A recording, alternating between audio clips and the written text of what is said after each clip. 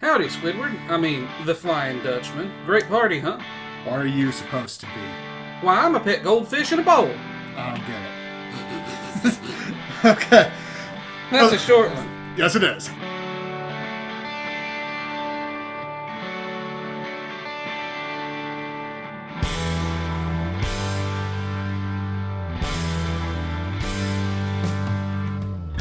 Hello and welcome back to the Two Things That Won't Work podcast. I'm your host, Marcus Chronicle, and with me, as always, is Neon Greystone. And today, we're going to be taking a look at the SpongeBob episodes, Scaredy Pants and I Was a Teenage Gary. But before we get into that, we have our special game that we play every week that we finally gave a name called SpongeBob Roulette. Last time, do you remember any of the clues? Was mustache one of them? No. Oh. Last time, your clues were eggs, plunger, and hook. Oh! And here's a fun little thing. We didn't write down the episode last week. Yeah. We always do, and we didn't for whatever reason. And then I almost had a panic attack because I don't remember what they are off the clues most of the time. I do once you give the clues. So what episode was it? Why, that would be One Crab's Trash. Which we both figured out immediately and could not remember the title of. Indeed. I didn't remember until we just now that we did that. Yeah. And that was, what, an hour ago? So this week, we have 3 new clues for SpongeBob Roulette. Neon, do you remember any of them? Chocolate balloon. Yep. We also have party hat. And do you remember the last one? No. It was elephant. Oh, yeah. Yeah, that's it. So, once again, your clues are chocolate balloon, party hat, and elephant. And in case you can't tell, today is actually the 1st of April. So, you know what? These are legitimate clues. They do all belong to one episode. Good luck. Good luck. This is the hardest one yet. You won't get it. This is probably the hardest one we will ever do. Yeah, you won't get it. No one's going to get it. No one's going to get this. I would never get this. I couldn't get it. And I'm unhealthy. Yeah. If you gave me one of 2 of these clues, I would guess an episode immediately and be wrong. Yes. There's a reason for that. There's your hint. But, yeah. So, on to the episode. You care to... I need this to load quickly. Thank you, IMDb. It will take as long as possible to load. Why don't you? You think my bee sting thing still works? No. Oh my god, there is a paragraph here. There was a paragraph on my thing. It is a paragraph for each episode, essentially. I'm going to highlight this. Okay, well, I highlighted Scaredy Pants and immediately flipped to highlighting I Was Teenage Gary. Yeah. But you know what? The other one is highlighted. I have my barrier. Yeah, it still works. Scaredy Pants. It's Halloween again, and like every year before, SpongeBob is the easiest to scare in Bikini Bottom. This year, SpongeBob is determined to turn the tables and scare everyone at Mr. Krabs' Halloween party, with Patrick's help. SpongeBob devises what is sure to be the scariest costume ever. Although SpongeBob's costume scares no one, his presence does summon Bikini Bottom's most feared ghostly legend, the Flying Dutchman, who is appalled by the way that SpongeBob is portraying him. That's not entirely correct.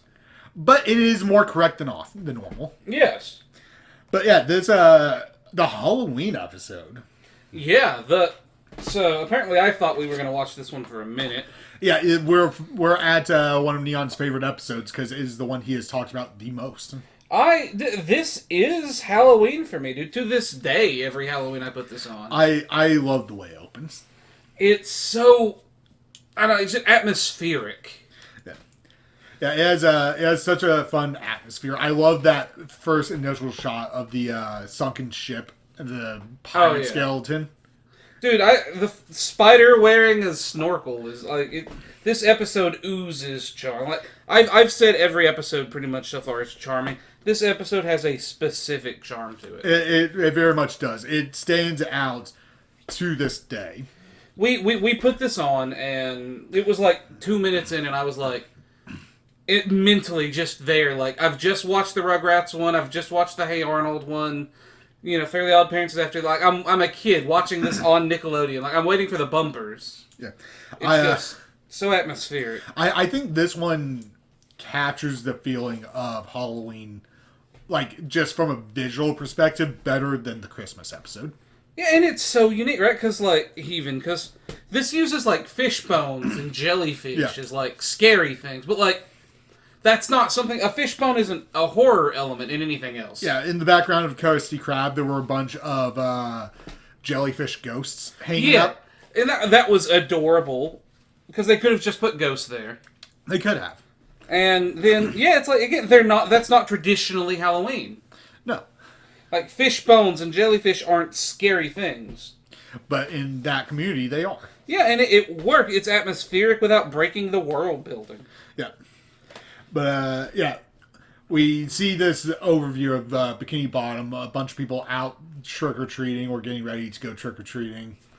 And we get to the Krusty Krab. A great establishing shot for the Krusty Krab. I absolutely love it. Oh, yeah. For a second, I thought, man, I wonder if that's almost the same shot as the background that I have. Just, Halloweenified. Yeah.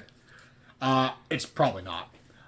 But we get inside, we see SpongeBob doing dishes, and those dishes looked very clean. Do you think he was just polishing them? He was clear. He had like 20 minutes left or 10 minutes left at work, and he did not want to walk out there. He did not. Because he knew, apparently yearly, they fuck with him. Squidward and Mr. Krabs apparently have a tradition of messing with SpongeBob. I assume what it is he's just so nervous because of all the decorations already. It could be that he's already cleaned them like 3 times and doesn't even know it. And then it's just creaking coming from around. Oh yeah, when the order thing, I don't know what that's called, when the order caddy or thing turns around and it slowly spells out boo. And he loses his shit. That's such a great opening joke. And it's very specific to the show. Yeah. But he gets scared, immediately breaks a bunch of plates, and then goes, well, my job's done, time to go. Yep, time to go home. Clean dishes, Mr. Krabs. Of course, Krabs stops him on the way out. Yeah, because he hadn't got to fuck with him yet. And chooses to tell him a scary story after showing off a pretty funny gag. Whoever wrote that gag clearly does not understand the physical limitations of life underwater. I love when Krabs steps out of frame, comes back with the flame, and you see the colors shift around to be like a lit the by fire. the fire. Yeah, the fire is a light source, but it's not because it's not a 3D engine. But it is because they actually gave a shit. Yeah, they do a fantastic job of changing the lighting of that scene in particular. It's so eerie, but like cozy at the same time. Yeah. And yeah, Mr. Krabs apparently does his annual scary story. I did have something pop out to me. The I think it was on the movie soundtrack. They had a song specifically for this episode. I did not. I don't know if it's the movie soundtrack. I know it's one of the soundtracks. I don't know which one. But it's I think it's literally just called Scaredy Pants. It might be the Yellow album. It might be. Yeah, the movie. I just know it starts with where do you think you're going, Scaredy Pants, whatever he says to SpongeBob at the beginning of that scene, of that interaction. By the Ghastly Ones. Yeah. I think it's actually the credits song is what that song is. Oh, okay. But they just put the that Krabs line at the very beginning of it. I could be wrong that it might not be the credits song. It's just I know that exists on an album somewhere. I mean, to be fair, that does bring up yes, this episode also has a custom outro. Yeah. It's not on the movie album. And it didn't look like it's on the Yellow album. It looks like it's its own single. Really? It might have be on something somewhere. Yeah. But on here, it's got its own custom, it's a single from the Ghastly Ones. Okay. At least on YouTube Music. Yeah, well, that's the only place I've heard it. Yeah. So, I don't know specifically where it's from. It's totally probably in a playlist someone's put together of SpongeBob songs. Yeah. So, I just, like I said, it's somewhere. I don't know where. but I know that there is a specific version of that. But yeah, so SpongeBob's I keep bringing he's a loser. He's lame. Him and Patrick, they're not cool in this show. It's fun that they're not cool. Yeah. Makes it charming, witty. So SpongeBob gets terrified super easily because that's lame. Yep. That is weird because back then it really was something like, oh yeah, that person gets scared easy. He's a loser. Whatever. Let's do. But I don't see that anymore. No, these days, if you're trying to scare someone, you're kind of an asshole. Yeah. But even then, someone getting scared, it's not seen as lame anymore. It's not emasculine or anything. And I have to give that to the 2010 era of YouTube. Like Markiplier and PewDiePie and Jacksepticeye. Yeah, being terrified of FNAF and other horror games. The success they had in the horror field in general has to be the reason why that doesn't work anymore. It doesn't translate. That and then this, right? SpongeBob's not he is lame, but liking SpongeBob isn't lame, or at least not normally. College kids watched this when it came out. Yeah, I actually routinely end up not on purpose scaring someone at work because I don't know how, but they have this inability to ever tell when I'm around. So to me, who's just walking around not making any attempt to hide what I'm doing or walk lightly because I don't care, and I'm walking on concrete. Yeah, with steel-toed shoes. So I wear noise canceling headphones and have music playing all the time, and I can hear me walking around. Yeah. So someone who doesn't have that, and I'm walking in a quiet room, and just walk up to them and go, "Hey," and the immediate reaction of them jumping and go, "Holy shit!" I mean, I guess the counterpoint to that would be they work in an area, too, where you'd probably go deaf easily without noise protection. Yeah, but they're in a room, protected on all sides. Okay. Separate. So, when I open the door, it gets noticeably louder, which means, oh, someone's coming in. So, you would think it'd be a lot less of that. You would. But it just consistently happens with that one person in particular. I never try and scare them. It's just, it keeps happening. I made it a point in high school to do that to people, and it was great. I actually do something similar where if I've done it to you and Gultaire and a few other people, but if I catch someone in the wild just walking around, I will do everything in my power to get right behind them and just see how long I can follow them before they notice. And it's annoying with you because every time it happens, you're with your parents and they immediately point at me. And I can't do it with you anymore. Because someone always points me out before I can sneak up on you. But it's funny when I do it to Gultaire because I'm not trying to do it with Gultaire. And the last time I snuck up on him, I was actively making more noise to be like, "Hey, I'm behind you," and he wasn't reacting. So I'm like, he knows someone's behind me, and he turned around and jumped to the moon. I started walking harder to get you to notice that I'm behind you. I just didn't call your name. But yeah, that's that.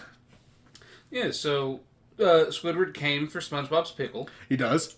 To which SpongeBob jumps to the moon. Yep. Screaming. And, yeah. I really want to do that as the opening bit. Just the entire story, but we don't have a third person. Which is going to be a consistent thing going forward.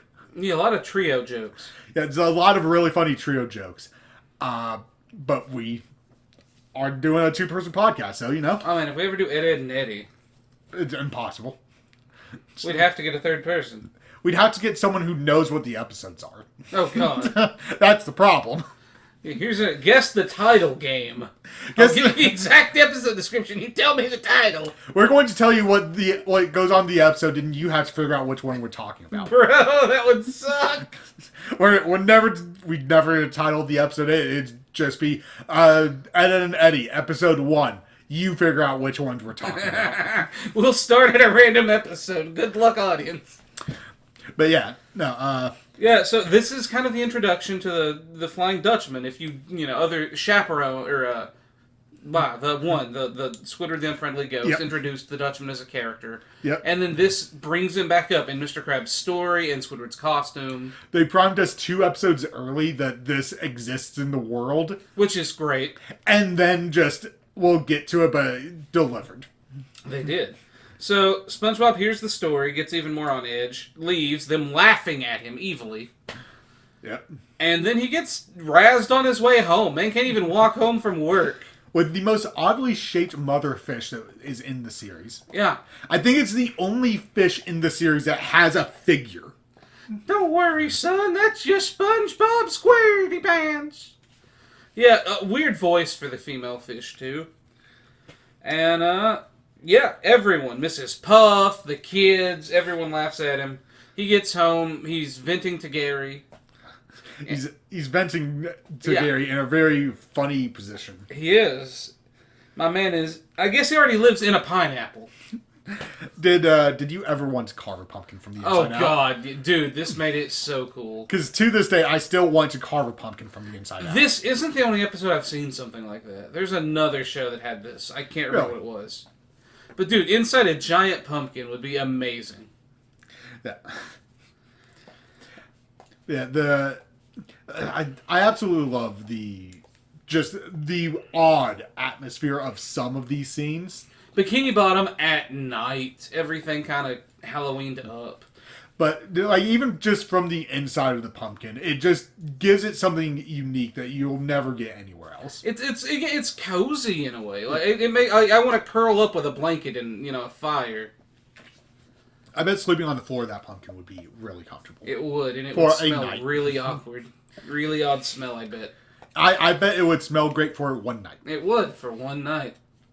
Actually, I don't really care much for the smell of pumpkin, but I like pumpkin smell. Yeah, I like pumpkin pie. You don't like cooked fruit. I don't like pumpkin. Well, pumpkins are a gourd, but yeah.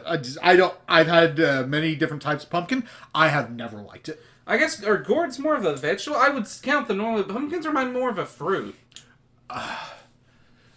Pumpkins might be a fruit. I mean, they have are a seeds. gourd. They have seeds. Yeah, but like... I don't know. Eggplant? No, it's not eggplant. What is that other one? The yellow gourd. Squash. Yeah, squashes. They are hard-shelled fruits from the... I'm not even going to even try to say that. But yeah, okay, so they are... Yeah, so you don't like cooked fruit. Yeah, they're the same type of fruit as a melon. As a watermelon. I can see that. They're similar. They got similar. Just melons in general. Apparently people used to carve melons. Yeah.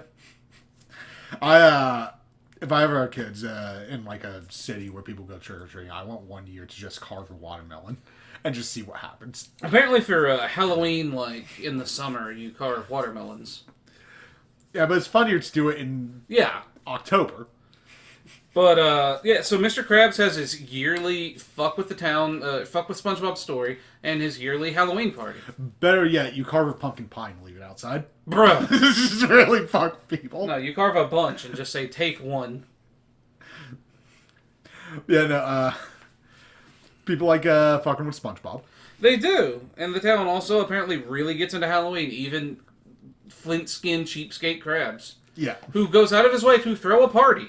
Yep. That felt interesting. This Mr. Krabs is still cheap, but he's very different to later Mr. Krabs. Yeah. Mr. Krabs might be the character outside of maybe SpongeBob himself that changes the most. Him or Patrick, maybe? Yeah, because... Like, he's still cheap, but back in the day, he could still be a person. Yeah. Like, I don't know. Things have changed quite a bit. Like, I don't think modern Mr. Krabs would throw a Halloween party. Nah. But this one, he didn't even, like, no one made it. He wanted to do this. Yeah, it's just something he did. It's a community thing. Invite the town. So the whole town knows SpongeBob's a wimp, a coward, a loser. So they mess with him, yeah. And then, as he's carving his pumpkin, venting to his snail, as we have all done every Halloween, here's a knock at the door. He opens it, and there's a stranger here. Groucho Marx appears. Yeah.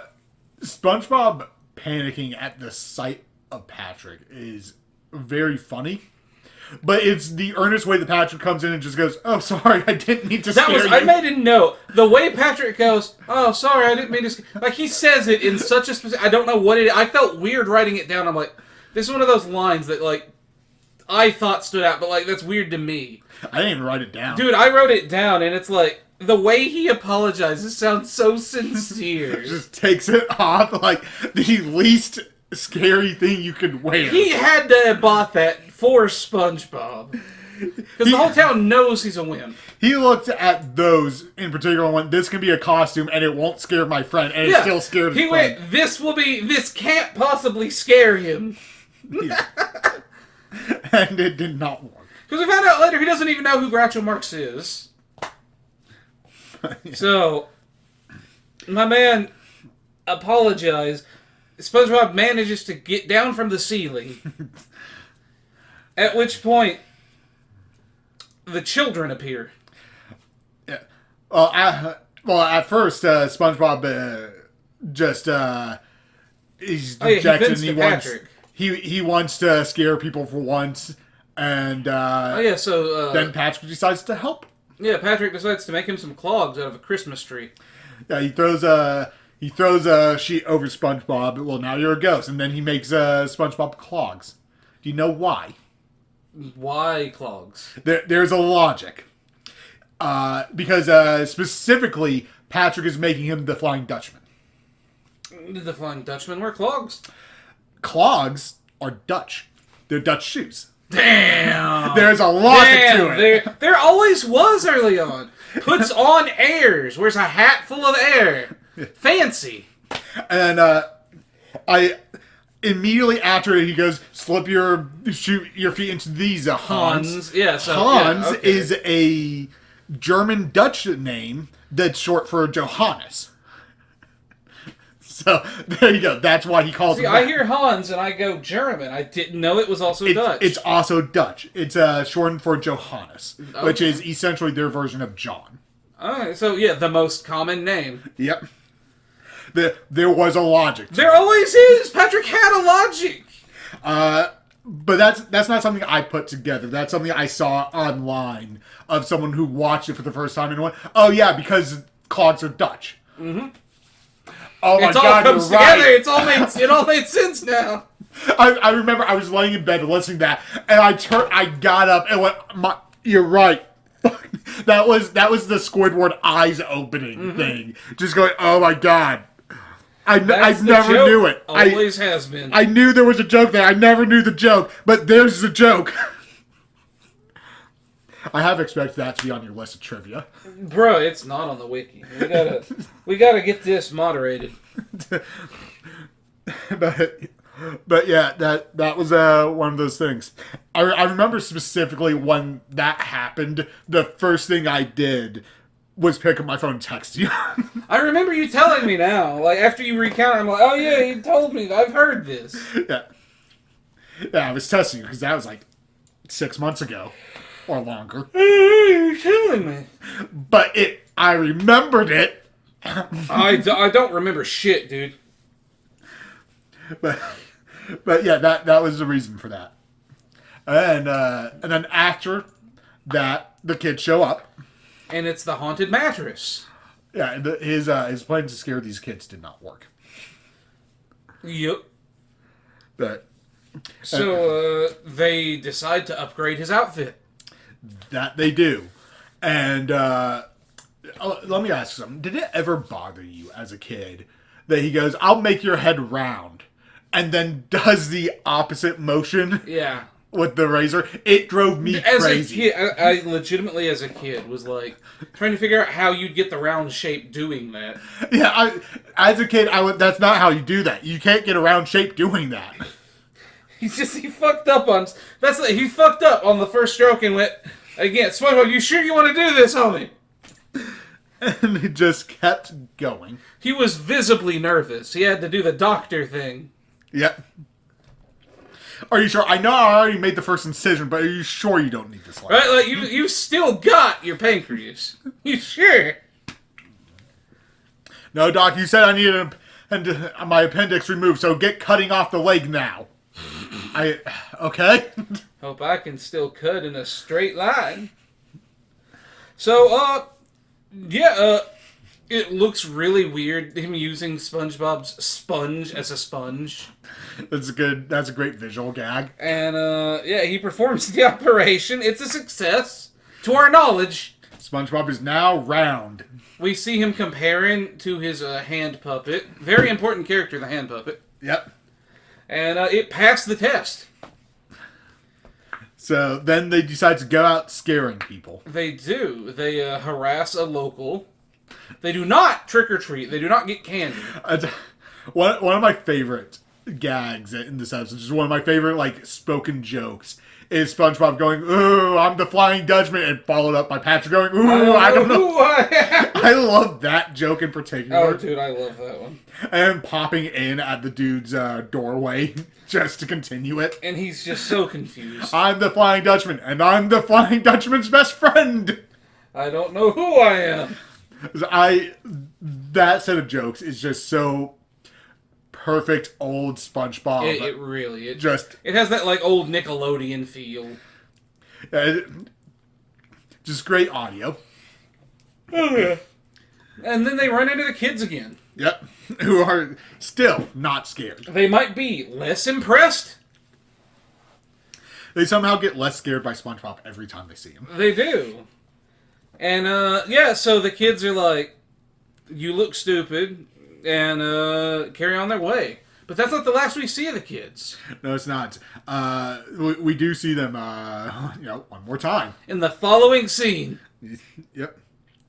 Yeah, because after they go scaring everyone, they jump to the Krusty Krab, where we get to see everyone. We do. So we get to see everyone's Halloween costume. And then we get to see... Well, first off, before we get to the thing that I know that we're going to talk about, did you see what Pearl was? Pearl was Frankenstein? She was Bride of Frankenstein. Yeah, Bride of Frankenstein. But she had vampire fangs. I didn't catch that. Because I looked up at one point after writing a note, and I went, why does Pearl have fangs? Isn't she... Yeah, she's the Bride of Frankenstein. Why does she have fangs? Yeah, I saw the Bride of Frankenstein, Marge poof. It was so striking to me, I had to write it down. And then we get Sandy and Squidward. So Sandy decided for this Halloween she would dress up in a bit of an off-color joke. Sandy showed up to a Halloween party essentially in blackface. Underwater, wearing fish face. Which is a joke that I never caught as a kid. Just in general, I never caught the fish in a bowl joke. I got what it was. I chuckled, I'm sure, once or twice. I don't think I ever paid enough attention to even notice that there was a joke there. And as an adult, you see that and go, oh, I get the joke. But... yeah, but... There was never a point in my time where that joke wasn't a joke about racism. It's inappropriate. Well, they do the exact opposite, right? SpongeBob dresses up as a redneck with squirrel teeth, and they call that one out. The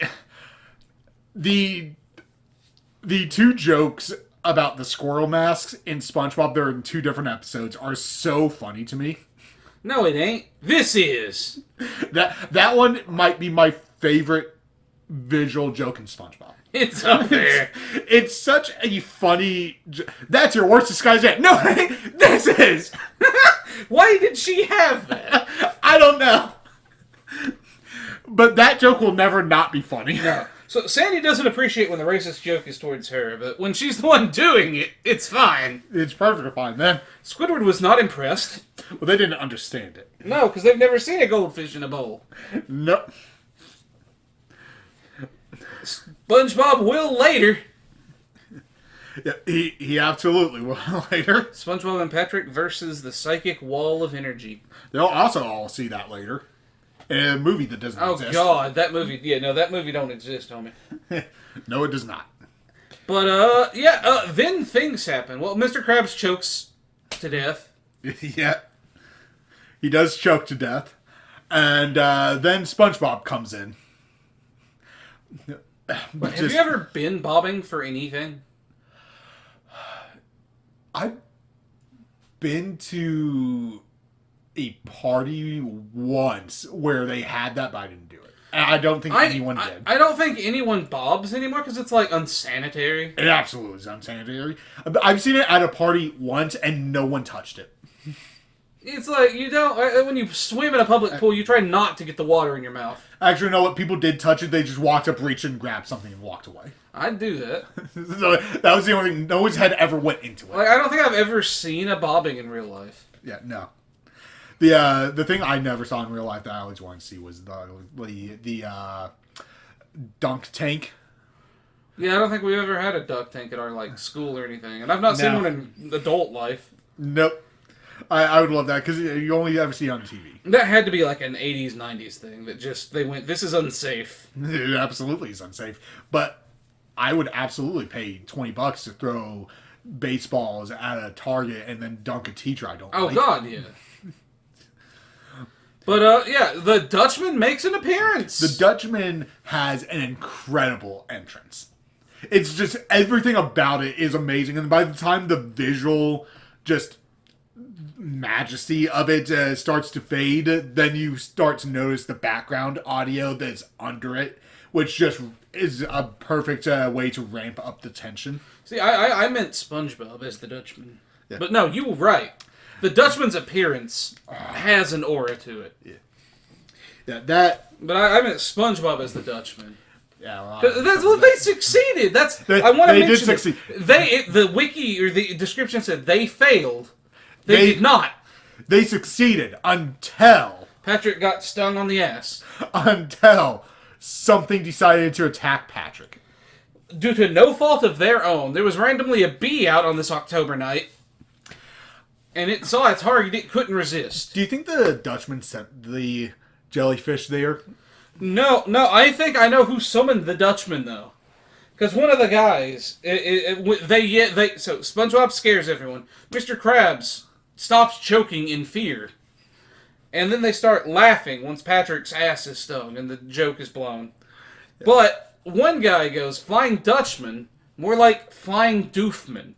And then we hear the like lightning and thunder. And that's... The Dutchman wasn't doing that. It wasn't dealing with that. Is that actually what is said there? Something similar. It sounded like Doofman. Because it just always sounded like, to me, someone saying Flying Dutchman in a weird way twice. Like, two different takes of it. No, it's like Flying Doofman or something. Yeah. But, yeah, it just... Dutchman appears incredible. As I love the Dutchman's... it's atmospheric. This might be my favorite portrayal of the Dutchman. This is... I have a note on him, and... So... Other than, the plan worked, my last note is...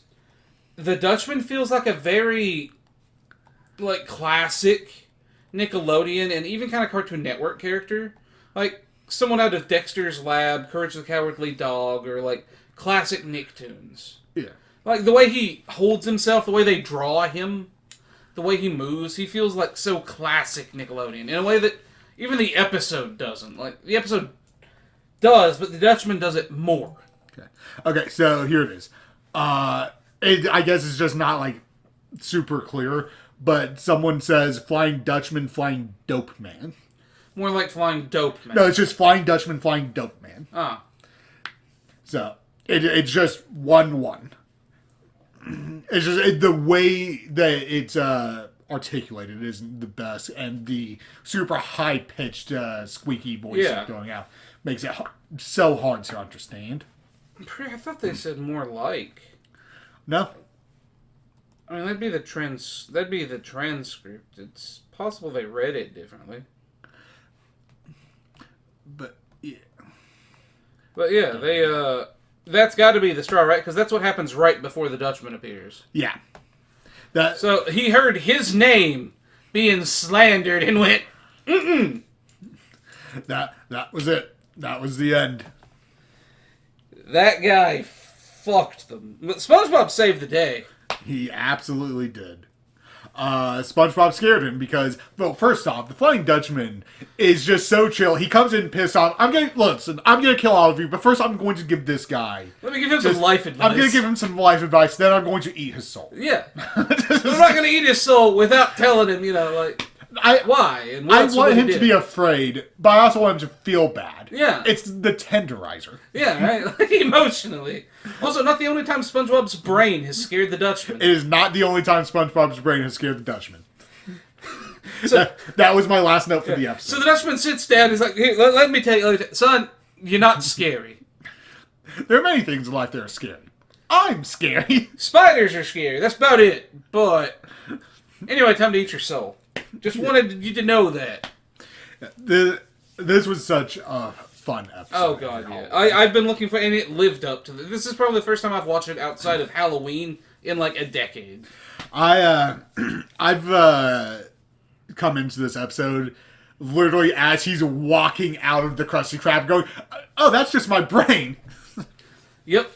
And I've, on at least 3 occasions that I can remember, had turned the episode on and it's him walking out of the Krusty Krab. I've done that at least once, where it's literally just black. Oh, guys, don't worry, it'll grow back. Yep. And I'm like, and I've missed. I like both segments. The better part's already done. Yeah, the first half of the episode is so much better than the second half. I still like the second half. Yeah, but it needs to be that second half. It doesn't hold up as well on its own. Scaredy Pants is such a great start, but if you had to wait through I Was a Teenage Gary for it, it would feel Yeah, lesser. people would have probably seen it less, because I know a lot of people don't like I'm a Teenage Gary. Yeah. Or I Was a Teenage Gary.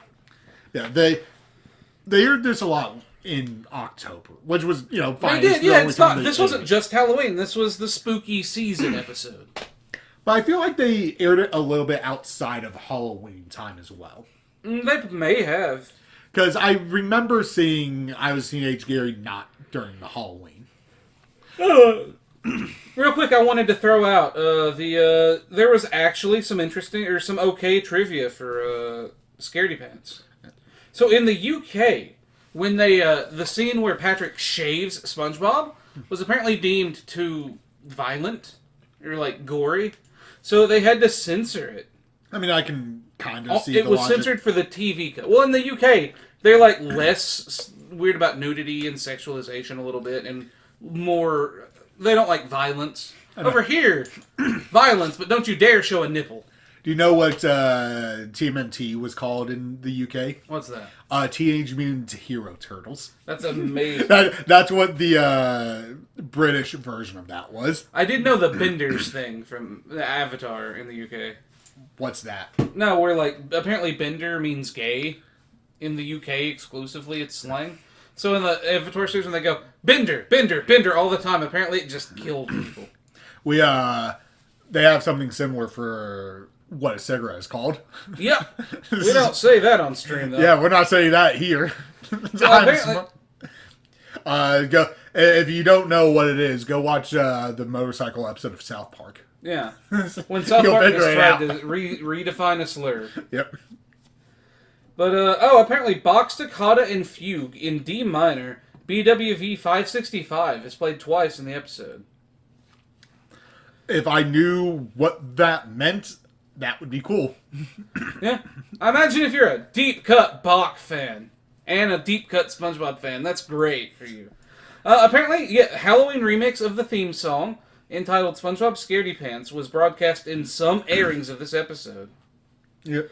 The song was performed by the Gasoline Ones. It also accompanies the closing credits of the DVD release for the Halloween SpongeBob pack. Yeah.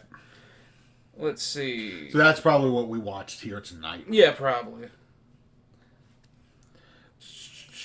But yeah.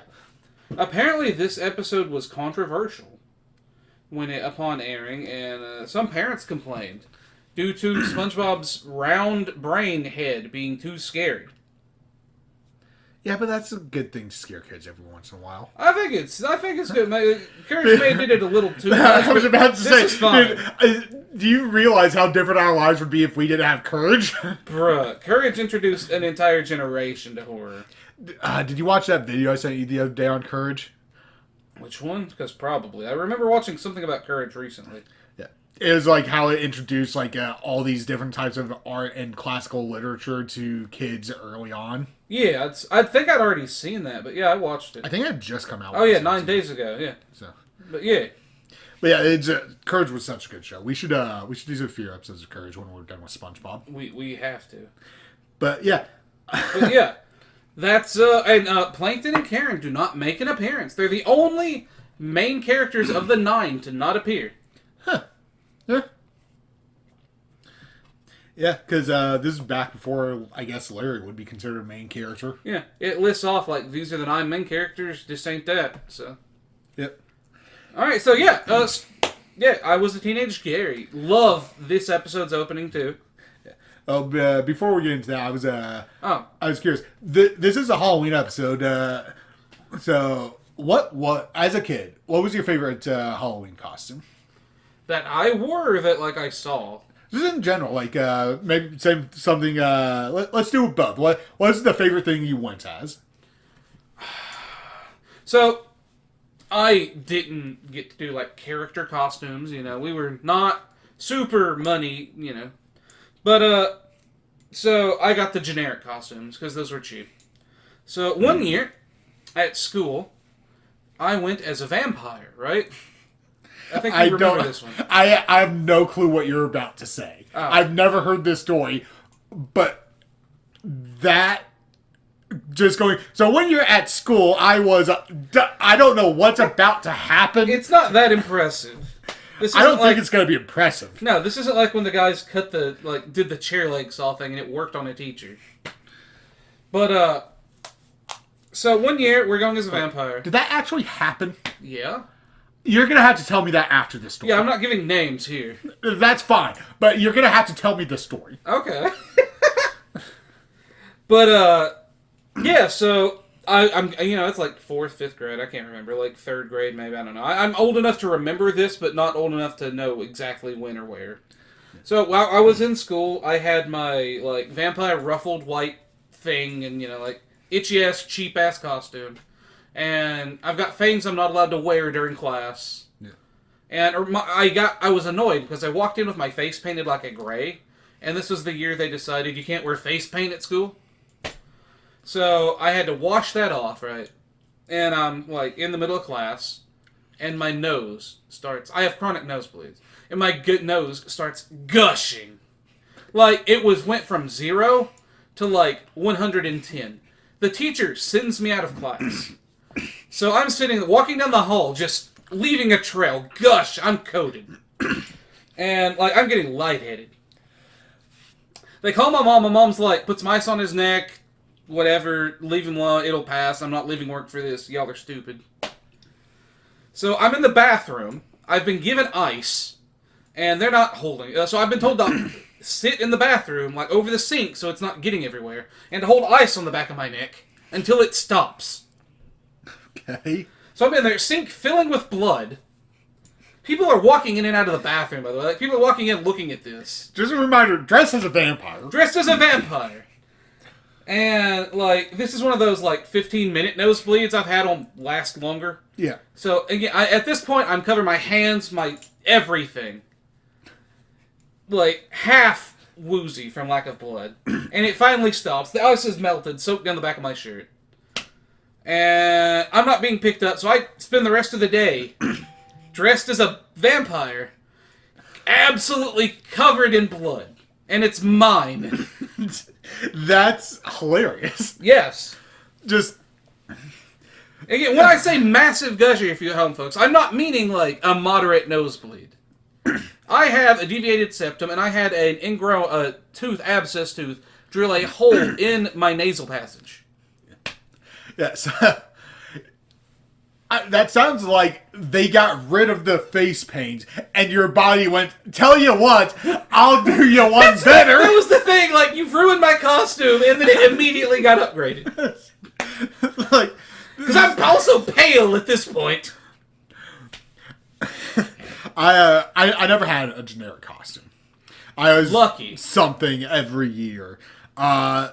I wore the same costume 2 years in a row once. Did you go with Sora? No. I never had that. We didn't. We went to the store and bought a costume. Yeah, okay. Just not the super cheap ones. Yeah, no. So the one I was 2 years in a row was I was Robin. Okay. I had a Robin mask as well that was that shitty, uncomfortable plastic. Yeah. Which meant you put it on and went, I can't see shit and this hurts, and then you take it off and fucking throw it out the window. Like I put up with those sometimes. I did not. So I did that for 2 years. I might have a picture of that one, or I have a picture of me as fought when I was. Was your brother Robin or Batman? No.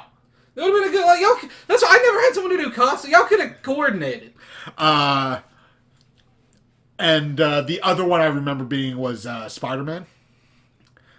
Not bad. I saw a lot of Spider-Man as a kid.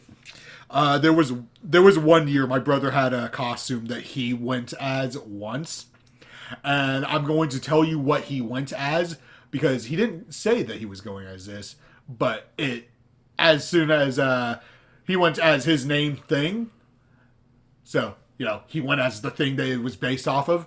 He went as Danny Phantom, but he didn't go as Danny Phantom. He went as his name Phantom. That's amazing. Because his name also starts with a D. Yeah, that's great. But my mom made him that costume.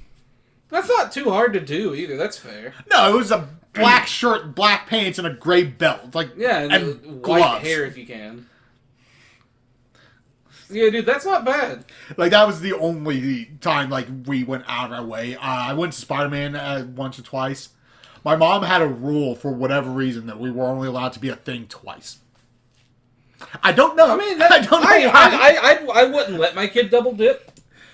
You want your kids to be creative. Yeah. Be more than one thing. The only year that they made a costume for him, because I never got a costume made for me. That was the last year my brother went trick-or-treating. I think the year after that, I went out trick-or-treating. I don't know what I was. It was 4th grade. It was 4th grade. I went out, and the first house I went up trick-or-treating, and the person who brought me the candy was a year younger than me. And I went, I'm done. That was it. That was when I went, I'm done. This isn't cool anymore. As soon as that happened, there were people older than me that were there with. I was just in a group of a bunch of people, and there were people older and younger than me, and someone younger than me handed me candy, and I went, I'm done with this. Yeah. That was where the magic died. That'll do it. When you're sitting there at 11 or 12 going, I'm too old for this shit. And it was the first house. I mean, I still finished out the night, but... That was the end. This is the night my childhood ended. That was the very moment that I knew. I think I went till I was 11 or 12. I don't know if I went as 13, but I never went high school, obviously. High schoolers don't trick-or-treat. Not often. No, they go out and they steal candy. Yeah.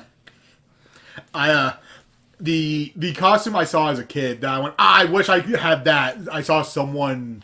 It was a girl in 2nd grade, I want to say, but they had a full Stitch costume. That's pretty cool. And at the time, that was right when that movie came out. Yeah. Or not right when it came out. Well, around, yeah. But that was early enough that you went, that's cool.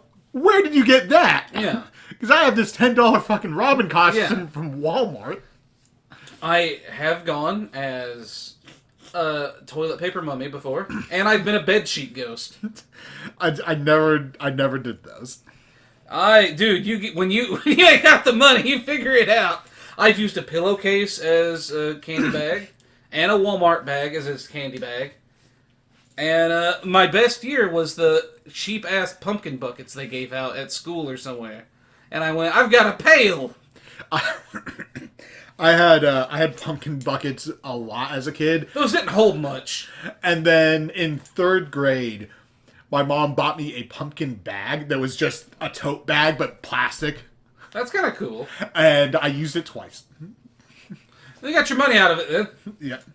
Yeah, as opposed to, let's go buy you a pail that's going to be smashed in 2 weeks. Not because you went, let's smash this, because you put it in your closet after there was no candy, something fell and just crushed it. Yeah. Whereas when something falls on the bag, you just pull the bag out and go, and done.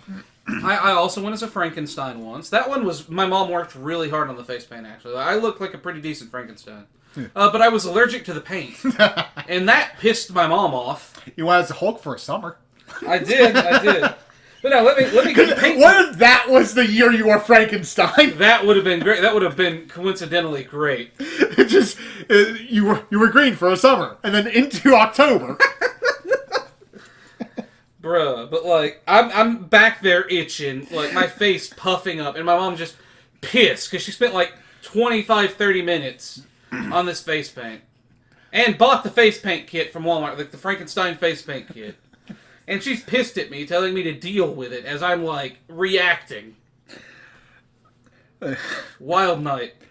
It's funny, I don't think we've told the story of why you were green for a summer on the podcast. Oh, God. Well, we gotta wait.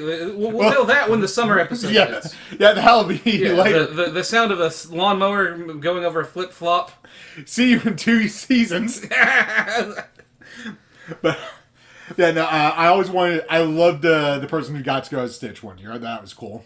I didn't see a lot of people, like, having homemade costumes as a kid. I saw Cars once, costume as a kid, like, not long after the movie came out. And I remember going, that's really cool. And as an adult, I'm like, that was really fucking stupid. Because it was not a kid wearing the costume. This was an adult. I sleep in a race car bed. What about... Aren't you jealous? Yeah. One of those ones where as an adult, you're like, no. Well, I sleep in a bed with next my to my wife. wife. And Kirk immediately goes, yeah, that's better. You don't let your... And then you go, it was adult. Why? The costume being, the dude had, like, suspenders that held up the front and back of the car. It was just a car on his crotch. Just Lightning McQueen. My best year trick-or-treating was... we went up to, there's a bunch of these around the U.S., so it's not going to matter. We went up to Georgetown. Yeah. Because I had family that was living up there at the time. And we went with my cousin. It was just me, my sister, my cousin, my brother. Just walking around their neighborhood and just got so much candy. We got so much that after an hour, because it's like 2 hours, I was walking around... filled to the brim of the thing, just going, can we stop? I can't carry this anymore. There's so much candy. I had a year like that where we filled up I was using my pillowcase. We filled up the pillowcase. I dumped it into a trash bag that we just had in the car. And then I filled up the pillowcase a second time. And I wanted to continue. I emptied it out. And I heard, like, no, we're done. Did you get any raisins? Probably. I loved raisins. Yeah, but old grapes aren't candy. Old grapes are candy. I loved raisins. You ever got a popcorn ball? Yeah, once. Was it one of the shitty, like, in a pack ones, or was it a homemade one? It was in a pack. Dude, so good. Dude, you gotta try a homemade pop. So there was a lady in one of the neighborhoods. I can't remember. I couldn't tell you. We went there every year until she died. She made homemade popcorn balls. I always got 2 of them because she knew my mom, and my mom and dad ate both of them. I've not had a popcorn ball. My love for sour candy started on Halloween. Oh, yeah. Because the very first time I got a Warhead was for Halloween. I picked it up. It was the green apple one. And I went, what's this? Threw it in, and it was too much. And I've been chasing that high ever since. Oh, God. Nothing. You always remember your first time. You do. You always remember your first time. First time you ride the dragon. Like it was so bad, I physically could not handle it. And then I started craving it. And it's never stopped. I don't know. This can't have been the first time I ever had a Warhead. But I remember this. I was at my Uncle Troy's house. He's got this, like, 25-year-old mattress, right? So, I'm at his house, he's showing me, he's like 17, I'm like 11. There's like 6 years difference in us. And he steps out of the room, and I start going through his shit, because I'm like 11. Yeah. No, I'm like 8 or 9, shit. I'm 8 or 9 here. Because I remember what happened like a month later. But I was 8 or 9, and under his mattress, I find just a fuck ton of, like, apparently old candy. I need you to picture the mattress. It doesn't have a sheet. It's yellow and gray, and it came white, I'm assuming. And it's kind of moist. Because they didn't have air conditioning. So he left the window open. So this mattress, filthy environment. Yeah. And they're like just a shit ton of warheads and like a hard candy, like Jolly Ranchers and shit. Even if it was fully packaged, I It wouldn't was. trust that candy. It was. Dude, but the wrapper smelled like old wet mattress. So I don't know if these were aged or like an old batch or what, because apparently he'd forgotten he'd put that there. And I open up one, dude. I think it was a green apple. Pop it in my mouth. And I, like, about hit the floor. Like, my eyes are rolling back in my head. I don't know if it had somehow gained power from these conditions. That was the same reaction I had when I had my first. But, dude, like, I'm like, my mouth is watering. Like, my mouth is an innie now. And I'm like, I'm dying, dude. And to this day, I've bought Warheads, like, maybe 3 times in my life on purpose for me. And it's never been equivalent. My sister used to take every Reese's cup we got. Yeah, my parents ate, like, favorite. most of my Reese's cups. That was all she would take. She would only take the Reese's cups. I've learned years later. I've learned in the last year that my sister and I we are so far apart in age. She, my oldest sibling, I'm the youngest. Yeah. And our tastes and stuff, because I was driving with her back to her place one day because she had needs to go to Walmart. I need something from Walmart. I'm gonna come with you.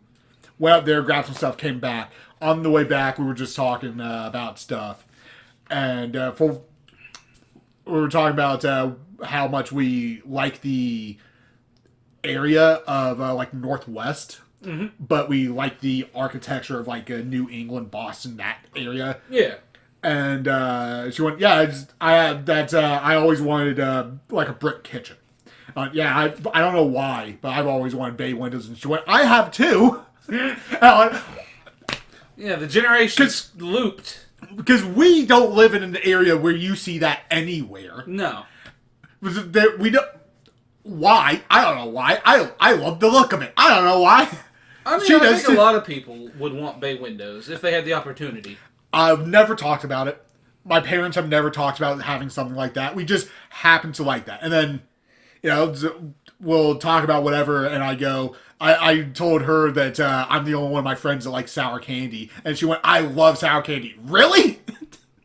Yeah, see, I don't. I have bought Jolly Ranchers for the experience. I'm, like, trying to get this back. But, like, otherwise, I do not eat sour candy. But, yeah, I love it. He is the only person I know other than my sister that likes sour candy. There's some sour candy online that's like supposed to be the worst sour candy in the world, and I want it, and it's like $30 for a piece. Ooh. And I want to buy it so much, but I can't justify it. I know you bought like kind of exotic candy. I have. With the bile sour candy or something. Yeah, it was okay. Yeah. But yeah, so let's keep going. Yeah. I was a teenage Gary. Squidward reluctantly agrees to take care of SpongeBob's pet snail, Gary, for a few days while SpongeBob is out of town. When Squidward's negligence causes Gary to become ill, SpongeBob accidentally takes a dose of the snail medicine, which causes SpongeBob to turn into a snail. Squidward is now faced with taking care of both Gary and the impossible sponge snail. It was all correct until the last sentence. Yeah. Can I hear that again? What, the Squidward's now faced with taking care of both Gary and the impossible sponge snail? Yeah, that's such a weird line. Like, it was all correct until the sponge snail line. So, couple decent trivias for this one. First appearance of Dr. Gilliam. Dr. Gilliam. He has a name. You didn't know the doctor? He says it. I never caught it. Yeah. Yeah, Dr. Gilliam. The rumor, this had a famous rumor about the Cuts transformation scene. It never existed. No. I've seen fan animations. We know for a fact it never existed because the original airing was found. Yeah. Let's see. Same doctor that treats him for the suds, also a veterinarian. Apparently, yeah, it refers to the 1957 I Was a Teenage Werewolf. Yeah. Similar to the David Kessler transformation to a werewolf, and yep, an American werewolf. But yeah, the episode opens. I'm assuming you're still reading. But I'm gonna talk. The episode opens with SpongeBob exercising with Gary in a way. He's letting Gary exercise, and he's just kind of there helping him. Gary's on a running like a wheel. hamster wheel. Yeah. Pulls him off. Don't want it to get too thin now, do we? And pulls out something and goes, fetch! And throws a ball. When do you think he replaces that ball with the boomerang one? Because he pulled that out, and I went, he's going to throw that, and it's going to come back to him. And he went, fetch! And it was just gone. I went, that's the other episode. Yeah. Yeah, well, I can only assume for things like that. Yeah. That's why he bought it. Oh, here's the thing you didn't catch. I'm surprised you didn't. I'm not shocked I didn't. Apparently when Squidward's going, eat, eat, eat, they lip-synced Gary to Squidward lines instead of Squidward. Really? Apparently Gary is mouthing eat, eat, eat in the lip-syncing. I'd never noticed. I didn't. I noticed a few things. It was really bugging me how every jellyfishing net was square this episode. I didn't catch that. It's every single one of them. I'm like, they're never square. Why are they square in this episode? Here's one you did catch. When Squidward said, trust me, SpongeBob, nothing's going to happen to you. You're fine. Gary's top and bottom colors were swapped. Yeah, I made Neon go back without telling him. Because when I had noticed, I went, ew! And just visually just reacted. It was not something I liked. I went back and went, look at Gary. And it took you like 5 seconds before you realized. It did. Also, here's a not so fun fact, apparently. Apparently, snails will die after 3 days without food. They cannot last that long. Interesting. Yeah. So yeah, that's the trivia. Pretty cool, actually. A decent amount of it for these 2 episodes. Yeah.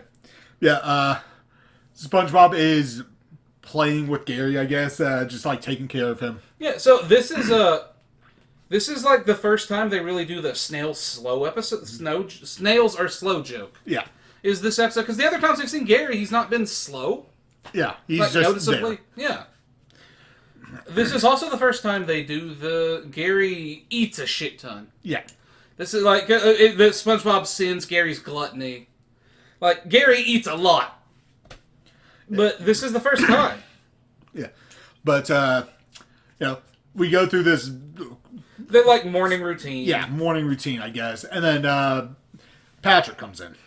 Yeah, apparently, they were going to a convention, which is like a vibe. Picture them today. Modern SpongeBob and Patrick going on to a convention. That did happen. It wasn't good. Yeah, Food Con Castaways. Not a good episode. Oh, yeah, they did it more than once, didn't they? Did they?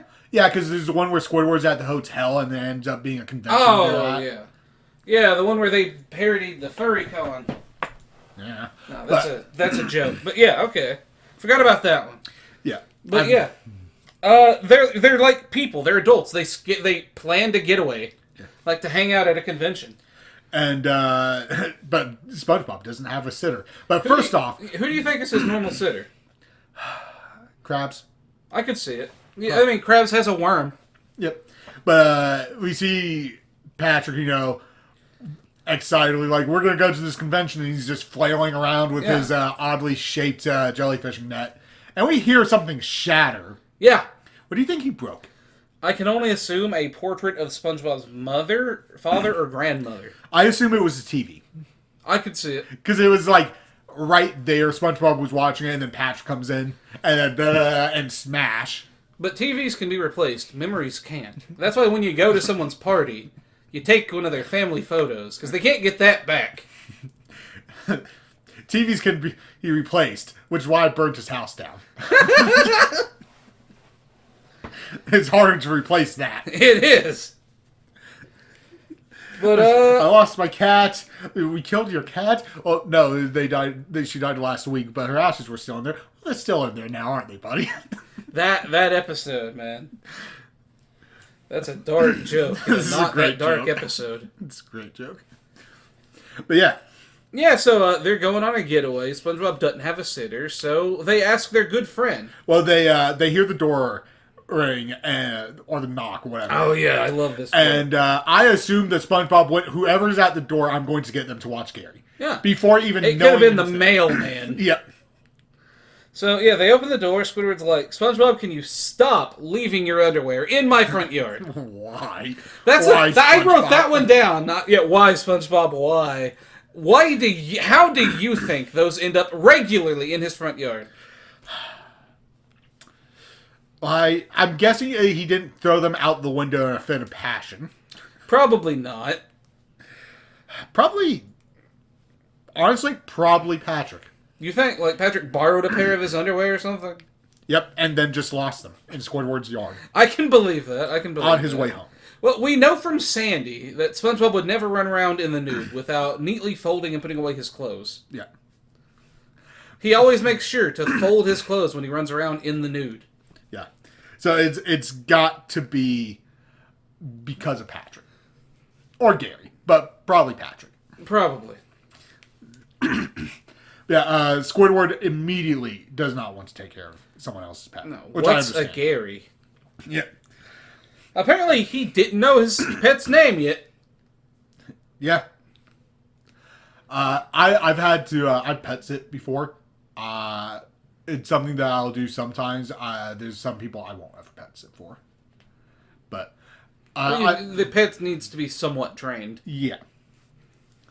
Well, it's more like there's people I know who are not very clean, and I won't go into their homes. Mm-hmm. So that's kind of the first thing.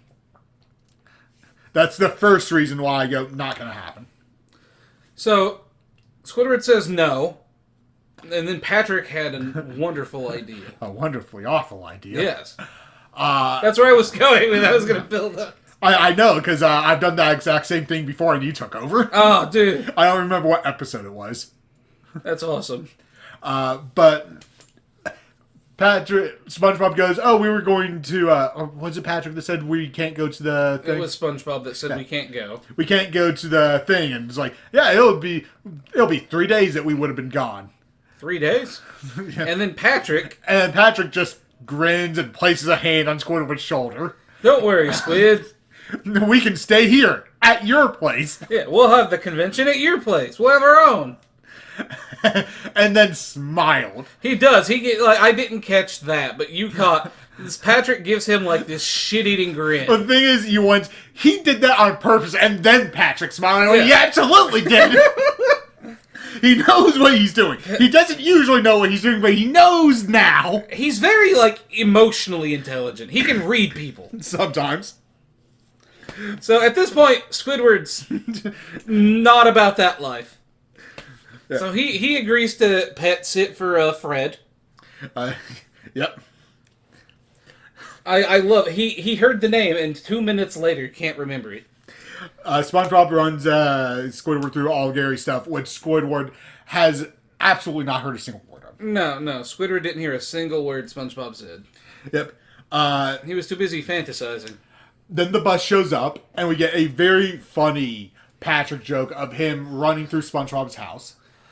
And then it cuts to the bus, and there's a Patrick-sized hole in the bus. There's a Patrick-shaped hole in the bus, to which you can see the characters in the bus through the hole. You can.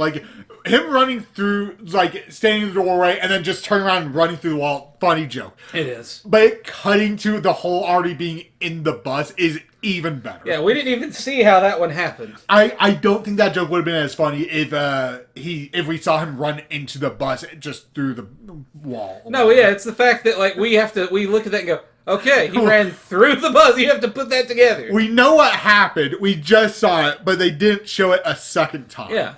It does make it funnier. Yeah. They expect you to be paying attention for that joke. So Squidward enjoys his 3-day weekend. So the Krusty Krab gave them both 3 days off. I don't think the Krusty Krab gave either one of them 3 days off. Mr. Krabs was just there going, where are my employees? Who the fuck are my employees? 3 days. Because they only get Sunday off. Yeah. And only one Sunday a month or something. And they left on Friday, I guess. Apparently. So I'm assuming the Krusty Krabs being like Maybe fumigated. maybe they left Thursday night and just got back like Monday morning. It could be. So, But like, some construction or something had to have been going on. yeah. Yeah, that or they both went. We'll see what happens. What's he gonna do? Fire both of us? Right? His entire staff. Have more than 2 employees. Yeah. But, yeah, so Squid apparently don't move for 3 days. He got the best tan of his life. He even got tanned through the hat. He did. Squidward looks like calamari. Yep. And then he hears off in the distance the most terrifying thing he could. A horrifying sound. An unworldly sound. The sound of a bus full of people going jellyfishing, jellyfishing. So he knows the end is nigh. And then he goes, well, that was the best 3 days of my life. And then he looks up at his sins. And really, yeah, he feels his sins crawling down his back. He fucked up. So Squidward was fine for not eating or drinking for 3 days. Yeah. Gary was not. I can only assume Gary did it out of spite. Because Gary can take care of himself. He is smart enough to do so. we've seen him do it. And we know at this point that he's intelligent. Yeah. So he did this out of spite, but he's dying on the floor. So Squidward, runs in and tries to make up for everything by force feeding Gary. Force feeding Gary 6 meals at once. Yeah. Which is not gonna help. It did not work. And then SpongeBob gets up. Also, I like their hats.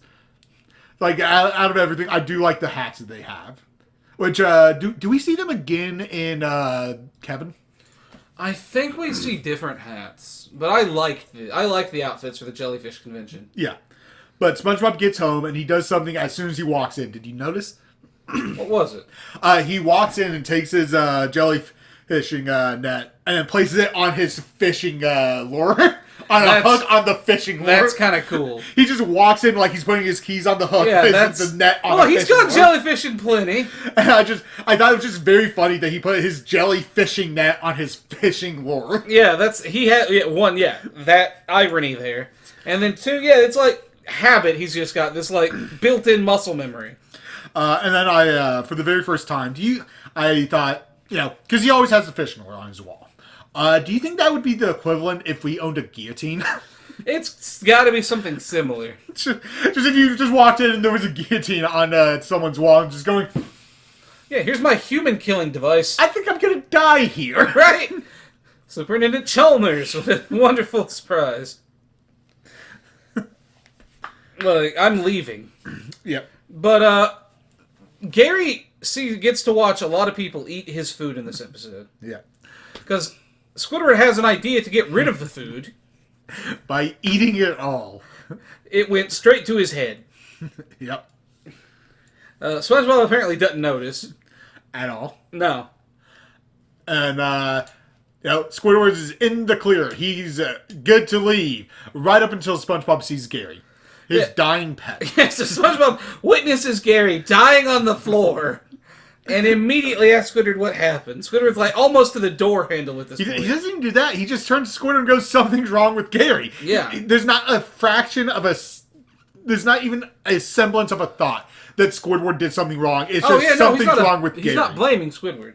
It's like, Squidward is one of my best friends. He did everything I told him to. Yeah, he did right. everything right. He did everything right. It's not even a question in his mind. No, Gary's got something some kind of else sickness is wrong. or something. And yeah, no, I love that about early SpongeBob. That goes to how pure of heart SpongeBob was early on, even though he had his limits. Just between you and me, SpongeBob is a little bit naive. Yeah, and he should be. He should. He's like a childlike character, not a child. I will give Squidward this. He was trying to get out of there because he was feeling guilty. He felt guilty. He stayed because he also felt guilty and because SpongeBob needed someone. SpongeBob needed help, and he needed, someone else to be there. And Twitter, you see him fighting with himself. He's like, oh, all right, whatever. Yeah. Yeah. He's such a good person. I love that joke. So we get the vet, Yeah, Gilliam. He deduces what is wrong with Gary. He is, in fact, A snail. and it's SpongeBob knew it. I knew it! A correct statement. Like, They got a lot of mileage out of very few jokes. It's a really funny joke. And the scene's so serious. Because all your snail needs is a little bit of snail plasma. So a blood transfusion. Yep.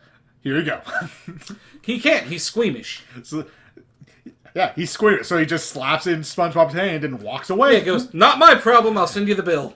And Squidward's like, well, time to go. Yeah, problem solved. Problem solved. I can leave. I have been exonerated. Yeah. Squidward, I need your help. Fuck!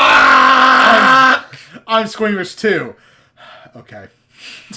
So this is my fault. I will do this. Squidward is a good person. Or good enough person. He's still starved a snail. And even then, he's still trying to work with SpongeBob, who is actively pulling Gary away because he's too worried. He doesn't want Gary to get hurt.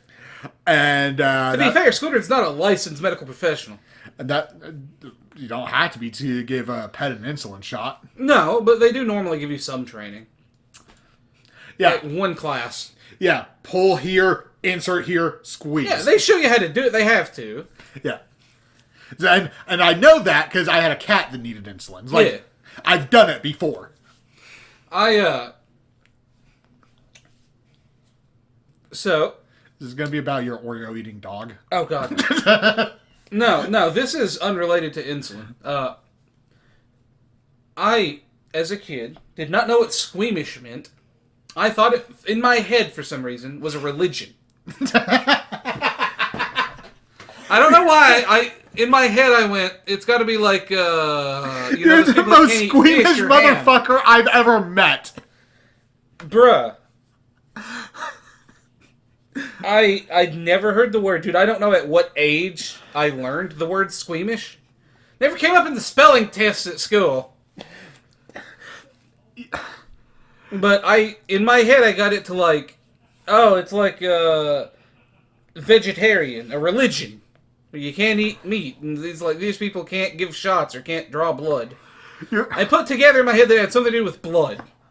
You're the most squeamish motherfucker I've ever met. But in the same breath, you're the walking contradiction of you once told me, yeah, I once stepped on a nail, picked it up, and then my sandal was nailed to my foot. Yeah, I had a carpenter nail, so it was about 6 inches long, and it went through my foot. And out the other side, I just went, and pulled it out.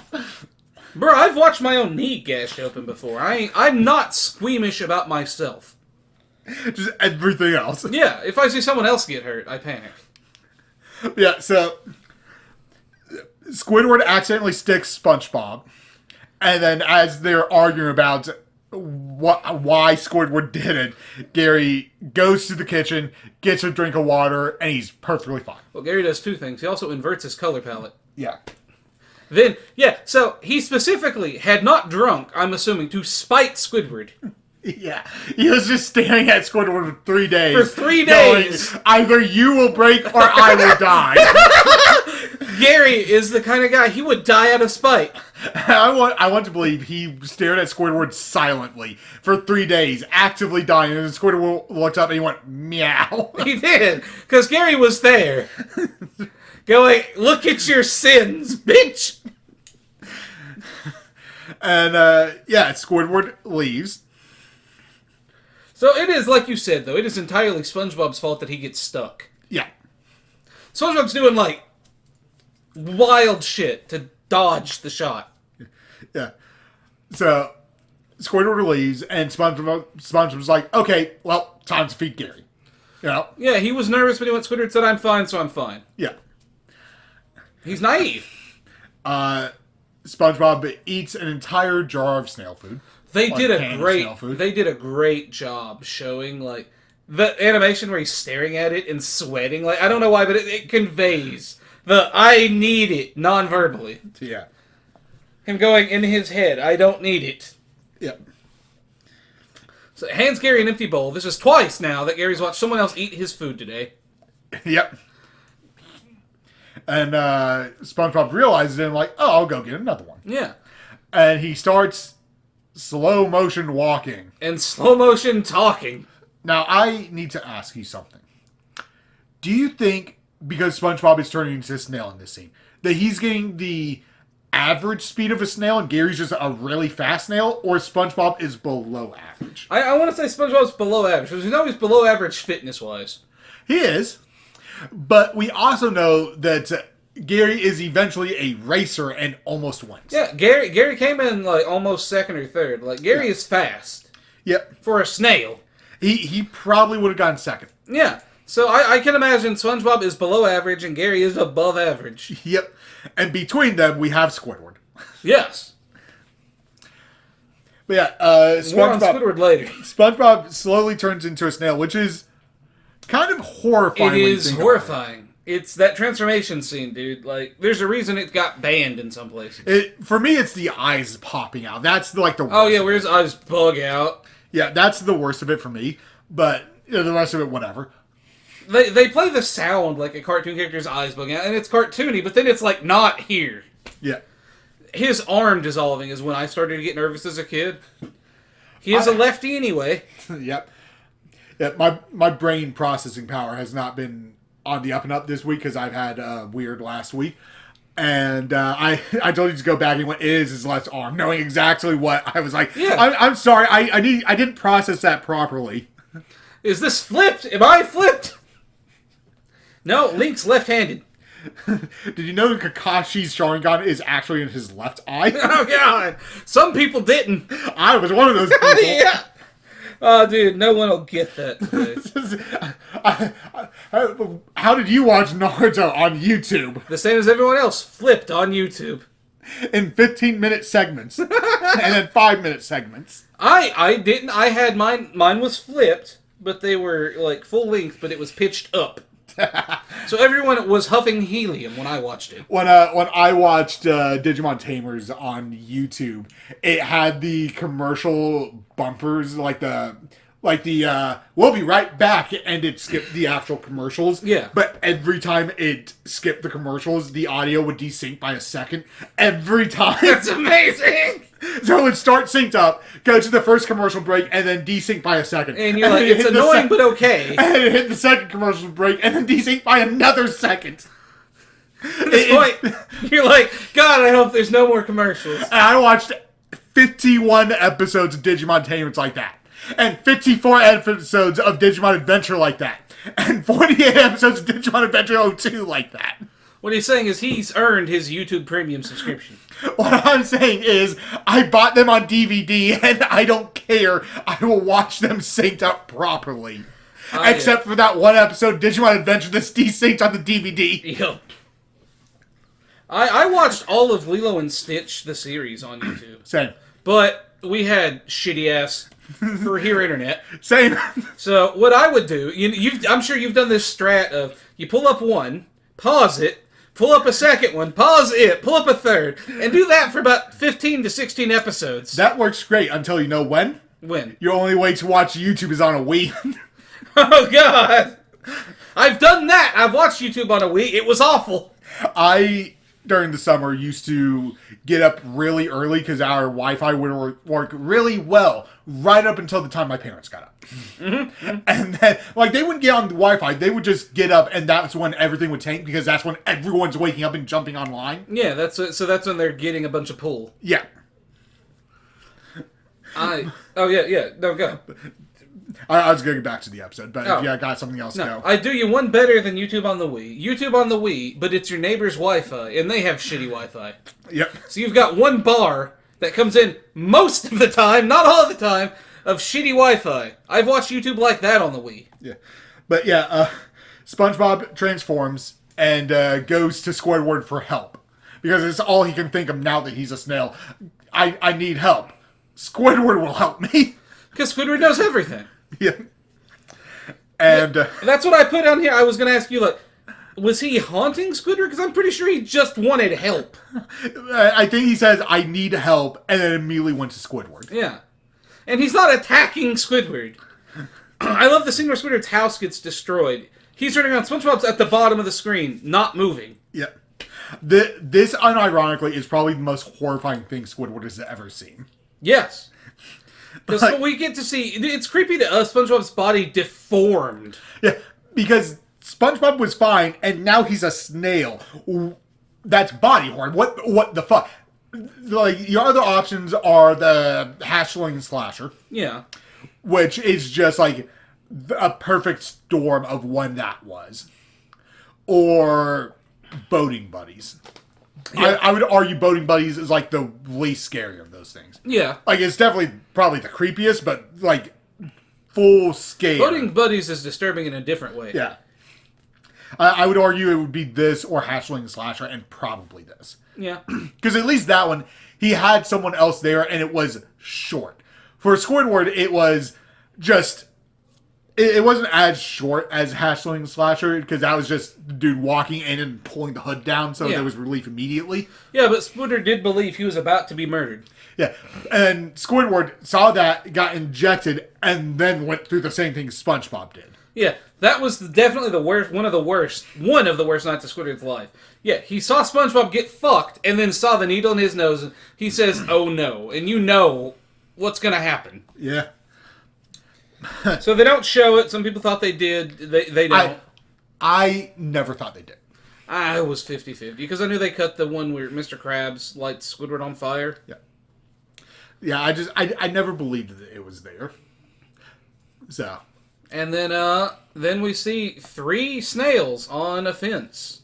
And one of them gets shooed. Yeah, seeing blow the man down. Squidward's been shooed twice. Maybe that's how Squidward got back to normal. Like, they handsome Squidward him back into his body with blunt force trauma. That's what I'm going with. We reshaped his bones with violence. Sanji did it. Yeah, Sanji did give a guy a handsome Squidward. I love that we have the term. I was about to say, like, we have a term for it now. He gave him a handsome Squidward. It sounds like a drink. It does. It sounds like a drink and a dirty sex act. It does also sound like, like a god. It's nasty. For those of you at home, give someone you care about a handsome Squidward. But yeah, that was Scaredy Pants, and I was a teenage Gary. That was 2 hours. I'm assuming you don't have anything else. No. Next time we have, we'll be taking a look at the episodes SB 129. Yeah. And Karate Choppers. God, I did not know those were paired. I did not either, and I am more excited for one of them than the other. Yes. This is just a reminder for SpongeBob Roulette. Your clues are chocolate balloon, party hat, and elephant.